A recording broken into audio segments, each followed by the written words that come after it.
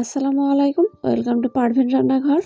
আজকে আমি আপনাদের সঙ্গে শেয়ার করব মুরগির পাগুলো কিভাবে পরিষ্কার করে নেওয়ার পর ঘরে থেকে মশলা দিয়ে রান্না করে নেওয়া যায়। এইভাবে রান্না করে নিলে সবাই কিন্তু অনেক বেশি মজা করে খাবে। তো কিভাবে রান্না করে নিয়েছি চলুন একবার দেখে নিই। এখন মুরগির পাগুলোকে পরিষ্কার করে নিতে হবে। এর জন্য গরম পানিতে আগে থেকে 5 মিনিট রেখে দিতে হবে। এরপর যে মুরগির পায়ের উপর অংশটা আছে সেটা কিন্তু খুব সহজে খুলে আসবে। মুরগির পা পরিষ্কার করার সহজ উপায় কিন্তু গরম পানি, তাই অবশ্যই গরম পানি দিয়ে এগুলোকে পরিষ্কার করে নেবেন। সবথেকে সহজ পদ্ধতিতে এগুলো পরিষ্কার করে নেওয়া যাবে আর খুব সুন্দরভাবে ক্লিনও হয়ে যাবে। এখন এই পায়ের অংশগুলো দেখে বুঝে নিতে পারবেন কতটা সহজভাবে ক্লিন হয়ে গেছে। এখন নিচের নখের অংশটুকুকে কেটে নিব। এটাকে অল্প একটু করে কেটে নিতে হবে।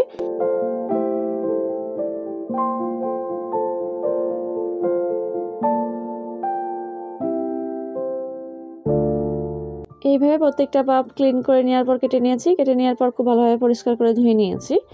আর ধুয়ে নেওয়ার পর পায়ের যে মোটা অংশটা থাকে সেটা কিন্তু আমি কেটে নিয়েছি। এই পায়ের মোটা অংশটা আমি কেটে ফেলে দিয়েছি, তবে আপনারা চাইলে রাখতে পারেন, না রাখতেও পারেন, সেটা আপনাদের পছন্দ অনুযায়ী রেখে দিবেন।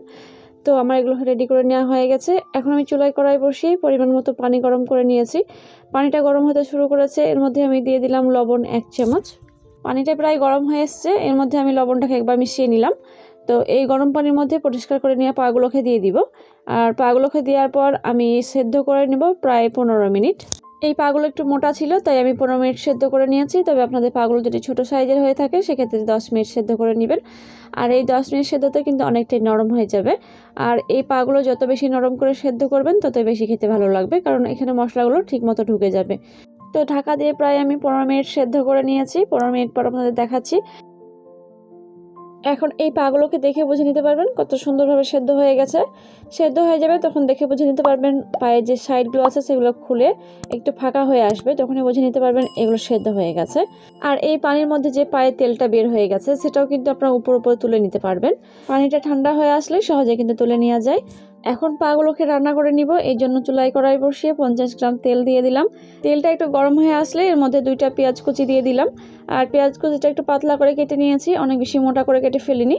তো এটাকে এভাবে বেরেস্তার মতো করে নিতে হবে, তাহলে কিন্তু খুব সুন্দরভাবে তৈরি হবে। তো আমি গোল্ডেন ব্রাউন করে প্রথমে ভেজে নিচ্ছি এটাকে।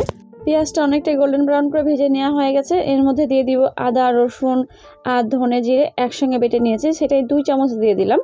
আদা, রসুন, ধনে জিরে এগুলোকে বাটা ব্যবহার করলাম, এতে করে ফ্লেভারটা অনেক বেশি ভালো হয়। তবে না থাকলে আপনারা গুঁড়ো ব্যবহার করতে পারবেন।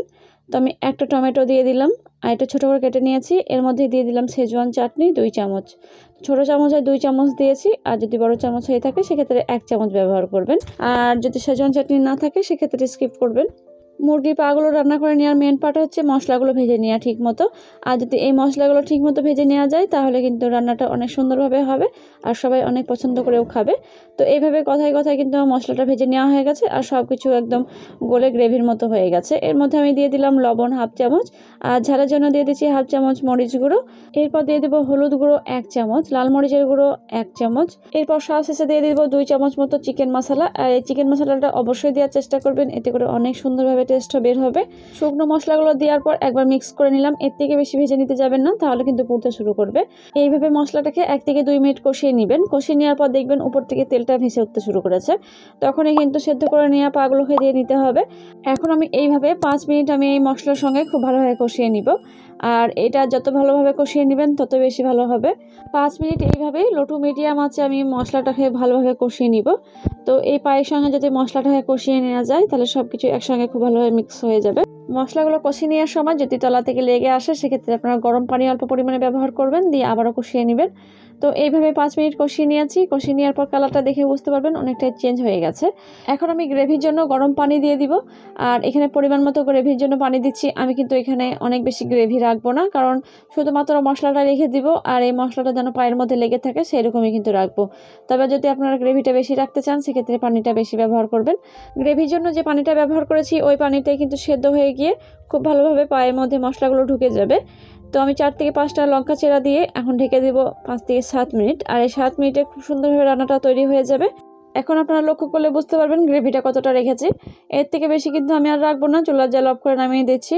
এখন এই পাগুলো এমনভাবে সেদ্ধ করে নিয়েছি যেটা মুখে দিলে সঙ্গে সঙ্গে খুলে আসবে। এখন আমি অল্প পরিমাণে ধনেপাতা কুচি দিয়ে নামিয়ে নিব। যাদের এই রেসিপিটা পছন্দ না তারাও কিন্তু এইভাবে রান্না করে নেওয়ার পর খেতে পারবে। তো আজকের রেসিপিটা আপনাদের কেমন লেগেছে অবশ্যই জানাবেন। ভালো লেগে থাকলে চ্যানেলটিকে সাবস্ক্রাইব করে পাশে থাকা বেল আইকনটি প্রেস করে দিবেন। তাহলে আজকের মতো এইটুকুই। আল্লাহ হাফিজ।